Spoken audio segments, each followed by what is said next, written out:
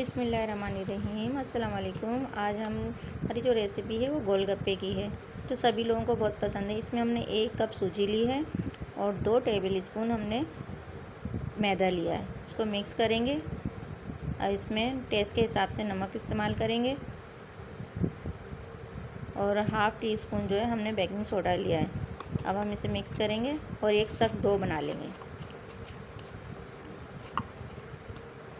अच्छी तरह से गूँदेंगे ताकि सूजी में जो दाना होता है वो ख़त्म हो जाए ना इसका। और 30 मिनट के लिए हम इसे रेस्ट देंगे। 30 मिनट के बाद हम इसे बेलना शुरू करेंगे। एक बड़ी सी रोटी बेलेंगे, खुश्की लगा के बेलेंगे ताकि चिपके नहीं है ना।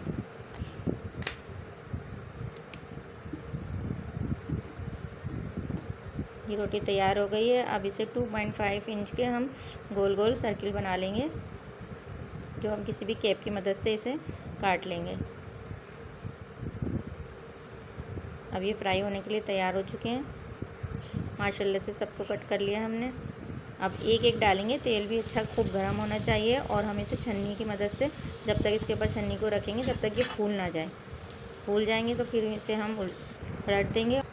दोनों तरफ से ये फ्राई हो चुके हैं, गोलगप्पे तैयार हो गए हैं। अब इसका खट्टा सा पानी तैयार करेंगे। इमली का पल्प लिया है हमने इसमें और 2 कप इसमें हमने पानी लिया है शामिल करा। नमक, चाट मसाला, पिसी हुई मिर्चें, काला नमक,